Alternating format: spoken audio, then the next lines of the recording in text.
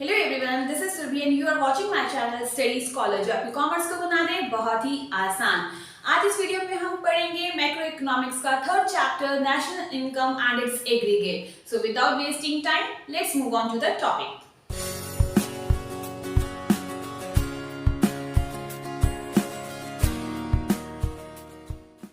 आज हमने पढ़ना है domestic income and national income और इनकी कन्वर्जेंस। डोमेस्टिक इनकम क्या होती है? It is the sum total of factor income generated within the domestic country. ऐसी इनकम जो हमारी कंट्री के लोगों ने जनरेट की है उसे हम डोमेस्टिक इनकम कहते हैं। अब हमारी कंट्री के नॉर्मल रेजिडेंट भी रहते हैं और कुछ नॉन रेजिडेंट लोग भी रहते हैं, बट जितनी भी इनकम हम अपनी कंट्री से जनरेट कर रहे हैं, अपनी domestic territory inside the country हम जनरेट कर रहे हैं, उसे हम डोमेस्टिक इनकम कहते हैं। आप इसको ये चीज इस याद रख लेना। डोमेस्टिक कंट्री मींस अपनी कंट्री से रिलेटेड। तो इसमें दो तरह के लोग हैं, normal resident plus non resident, जो हमारी कंट्री के नॉर्मल रेजिडेंट नहीं कहलाते, बट जो भी इनकम जनरेट करते हैं ये दोनों विद इन द कंट्री, ये हमारी डोमेस्टिक इनकम कहलाती है। तो डोमेस्टिक इनकम क्या है? जो सिर्फ और सिर्फ हमारी कंट्री से ही जनरेट की गई है, चाहे फिर वो नॉर्मल रेजिडेंट ने की हो चाहे फिर वो नॉन रेजिडेंट ने की हो, मींस इनसाइड द कंट्री, ये इनसाइड द कंट्री है। Clear? Next is national income. National income क्या है? It is the sum total of factor income generated by normal resident of a country. सबसे पहले तो ये चीज याद रखनी है कि हमारी कंट्री के लोगों ने वो इनकम जनरेट की हो फ्रॉम विद इन और आउटसाइड द कंट्री। अब हमारी कंट्री में जो लोग रह रहे हैं उनमें से उन्हें हम नॉर्मल रेजिडेंट ऑफ कंट्री कहते हैं, पर कुछ लोग ऐसे भी हैं जो हमारी कंट्री में नहीं रह रहे हैं, कहीं अब्रॉड में रह रहे हैं, बट स्टिल वो नॉर्मल रेजिडेंट ऑफ इंडिया हैं। तो वो लोग भी जब इनकम जनरेट कर रहे हैं तो उसे हम नेशनल इनकम में ऐड करेंगे। तो नेशनल इनकम का कॉन्सेप्ट क्या बन जाएगा कि with in the country plus outside the country, दोनों तरफ से, चाहे हमारी कंट्री से जनरेट की गई हो चाहे आउटसाइड द कंट्री से जनरेट की गई हो, बट किसने जनरेट की हो? सिर्फ और सिर्फ normal resident of country, means India के नॉर्मल रेजिडेंट्स ने जनरेट की हो। तो डोमेस्टिक इनकम और नेशनल इनकम में डिफरेंस क्या है? डोमेस्टिक इनकम जो सिर्फ हमारी कंट्री के इनसाइड से जनरेट की गई हो, और नेशनल इनकम जो with in the country plus outside the country दोनों से जनरेट की गई हो, पर सिर्फ और सिर्फ नॉर्मल रेजिडेंट ने ही जनरेट की हो। चलिए हम पढ़ते हैं नेशनल एग्रीगेट्स। नेशनल एग्रीगेट्स जो हैं वो उन्हें हमने दो पार्ट्स में डिवाइड किया हुआ है। एक हमारे होते हैं market concept, market price concept, जहां पर हम एमपी लिखते हैं। Second one is factor cost concept, factor cost, जिसे हम एफसी से डिनोट करेंगे। अब हर एक में चार चार क्वेश्चन होंगे, इसको के चार एग्रीगेट्स होंगे। GDP at market price, NDP at market price, GNP at market price, NNP at market price. यही चार एग्रीगेट्स इसके होंगे फैक्टर कॉस्ट के। GDP at factor cost, NDP at factor cost, GNP at factor cost, NNP eight factor cost. तो ये हमें total 8 aggregates पढ़ने हैं। चलिए हम पढ़ते हैं इनकी मीनिंग को। जीडीपी एट मार्केट प्राइस क्या होता है? मार्केट प्राइस का मतलब है जो वैल्यू मार्केट प्राइस के ऊपर कंसीडर की जाएंगी, और फैक्टर कॉस्ट का मतलब होता है जो वैल्यू जब प्रोडक्शन की गई है जिस कॉस्ट पे बनी है उस वैल्यू को कंसीडर किया जाता है। तो जीडीपी एट मार्केट प्राइस, अभी हम मार्केट प्राइस के कॉन्सेप्ट्स पढ़ रहे हैं। जीडीपी एट मार्केट प्राइस क्या है? It is the market value of goods and services produced with in the country during an accounting year.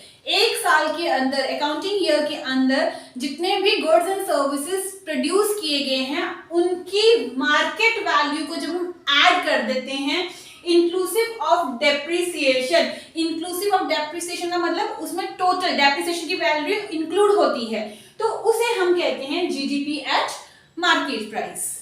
Next is NDP at market price. It is the market value of goods and services produced within the country during an accounting year exclusive of depreciation। इसमें सिर्फ एक ही difference है, ये दोनों definition same हैं, सिर्फ और सिर्फ यहाँ पर इंक्लूसिव ऑफ डेप्रिसिएशन है और यहाँ पर एक्सक्लूसिव ऑफ डेप्रिसिएशन है।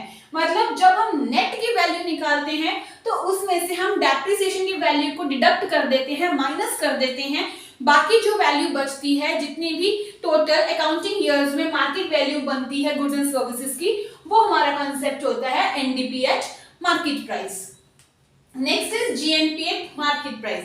जीएनपी एट मार्केट प्राइस का मतलब है it is the sum total of GDP at market price and net factor income from abroad. मतलब जितनी भी value GDP at market price की आएगी उसमें अगर हम net factor income from abroad को ऐड कर देंगे तो वो हमारी जीएनपी एट मार्केट प्राइस बन जाएगी। Means GNP at market price is equal to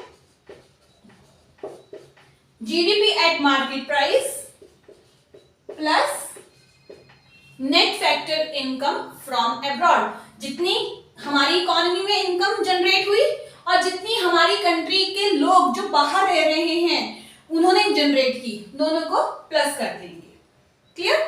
next is NNP at market price. Same चीज, सेम मीनिंग है, it is the sum total of, हम नेट निकाल रहे हैं तो NDP at market price and net factor income from abroad. Similarly हम इसको लिखेंगे NNP at market price is equal to NDP at market price plus net factor income from abroad. जो इसकी वैल्यू होगी उसमें अगर हम net factor income from abroad add कर देंगे तो वो हमारा कॉन्सेप्ट हो जाता है एनएनपी एट मार्केट प्राइस का। चलिए अब हम पढ़ते हैं फैक्टर कॉस्ट के कॉन्सेप्ट। फैक्टर कॉस्ट में भी 4 एग्रीगेट्स होते हैं, GDP at factor cost, NDP at factor cost, GNP at factor cost, NNP eight factor cost. First हम पढ़ते हैं जीडीपी एट फैक्टर कॉस्ट क्या होता है। It is the sum total of factor cost incurred on the production of goods and services। ये चीज बहुत important है कि फैक्टर कॉस्ट के, वो फैक्टर कॉस्ट की एडिशन जो किस पे खर्च की गई है, production of goods and services during an accounting year inclusive of depreciation. मतलब सम टोटल किसका है, जितना पैसा गुड्स एंड सर्विसेज को प्रोड्यूस करने के लिए जितनी कॉस्ट लगी है पूरे साल में इंक्लूडिंग डेप्रिसिएशन, उसे हम कहते हैं GDP at factor cost. GDP at factor cost में फैक्टर के ऊपर कितनी कॉस्ट लगी है वो हमारे फैक्टर कॉस्ट का कॉन्सेप्ट है। Next is NDP at factor cost. इस डेफिनेशन और इस डेफिनेशन में सिर्फ और सिर्फ एक वर्ड का डिफरेंस है, वो है एक्सक्लूसिव। तो एनडीपी एट फैक्टर कॉस्ट क्या हुआ, it is the sum total of factor cost incurred on the production of goods and services. Goods and services को प्रोड्यूस करने के लिए जितनी फैक्टर कॉस्ट लगी है ड्यूरिंग एन अकाउंटिंग ईयर, एक साल के अंदर, एक्सक्लूसिव ऑफ डेप्रिसिएशन। उसमें से जब हम डेप्रिसिएशन की वैल्यू को निकाल देते हैं तो वो जो हमारा कॉन्सेप्ट है वो एनडीपी एट फैक्टर कॉस्ट कहलाता है। Next is GNP at factor cost. GNP at factor cost है, it is the sum total of GDP at factor cost and net factor income from abroad. Means GNP at factor cost किसके equal होती है, GDP at factor cost plus net factor income from abroad. GDP at factor cost जितनी इसकी value आई उसमें हम अगर net factor income generate from abroad, जितनी इनकम हमने बाहर से जनरेट की है उसे हम ऐड कर देते हैं तो वो हमारा जीएनपी एट फैक्टर कॉस्ट का कॉन्सेप्ट कहलाता है।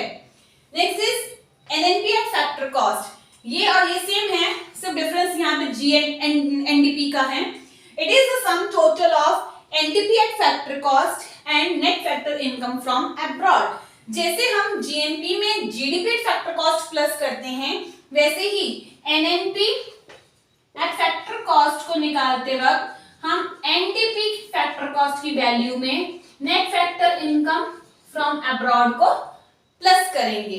तो net national product at factor cost किसके इक्वल होता है, एनडीपी एट फैक्टर कॉस्ट में जब हम net factor income from abroad की वैल्यू को ऐड करेंगे तो वो हमारा concept net national product at factor cost कहलाता है। अब यही नेट नेशनल प्रोडक्ट जो है इसे ही हम कहते हैं नेशनल इनकम। जब आपको क्वेश्चन में पूछा जाता है या कहा जाता है calculate national income, it means you have to find out the value of net national product at factor cost, मतलब आपको ये वैल्यू निकालनी है। Net national product at factor cost is also known as national income.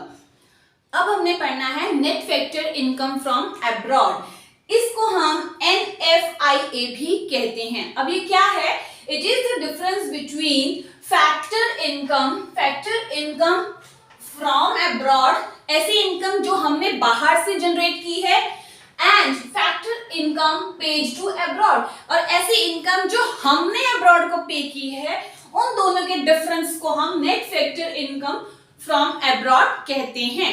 For example, जैसे कुछ लोग हमारी country के नॉर्मल रेजिडेंट बाहर काम कर रहे हैं, दूसरी टेरिटरीज में काम कर रहे हैं, बट है तो वो इंडिया के ही नॉर्मल रेजिडेंट, तो वो जितनी इनकम जनरेट करते हैं उन्हें हम कहते हैं फैक्टर इनकम फ्रॉम अब्रॉड। हमारे लोगों ने बाहर से पैसा अर्न किया। बट कुछ लोग ऐसे हैं जो हमारी कंट्री में रिसाइड कर रहे हैं, जिसे हम नॉन रेजिडेंट कहते हैं। वो लोग क्या करते हैं, जितनी भी इनकम अर्न करते हैं तो वो हमारी कंट्री से उन्हें इनकम पे की जा रही है, तो वो कहलाती है factor income paid to abroad. For example, जो है नॉर्मल रेजिडेंट ऑफ इंडिया, ठीक है, resides outside the country, जो हमारी कंट्री से बाहर रह रहे हैं, अर्न कर रहे हैं ₹50, ठीक है, और non resident resides within our country, जो हमारी कंट्री में रिसाइड कर रहे हैं, वो अर्न कर रहे हैं ₹20। तो अगर हमने net factor income from abroad की वैल्यू निकालनी है तो वो हो गए 50, जितनी हमने इनकम जनरेट की फ्रॉम द अब्रॉड, माइनस जितनी इनकम हमने पे की to the abroad, 20 is equal to 30। तो ये जो वैल्यू हमारे पास आएगी net factor income from abroad की आएगी। अब ये जो है, ये net factor income from abroad जो है वो पॉजिटिव भी हो सकती है, वो नेगेटिव भी हो सकती है, and it can be zero, और ये जीरो भी हो सकती है। किस केस में ये नेगेटिव पॉजिटिव होगी, अब वो देखते हैं। जब हमारी receives is greater than payment, मतलब बाहर से जो हम इनकम जनरेट कर रहे हैं वो ग्रेटर है एज कंपेयर टू जितनी इनकम हम पे कर रहे हैं उससे, तो हमारी नेट फैक्टर इनकम की जो वैल्यू है वो पॉजिटिव होगी। जैसे ये एग्जांपल था, हमने कितनी जनरेट की, 50 रुपीज जनरेट की, और दिए कितने, 20 रुपीज दिए, तो हमारी इनकम क्या आ गई, 30, तो ये पॉजिटिव वैल्यू हो गई।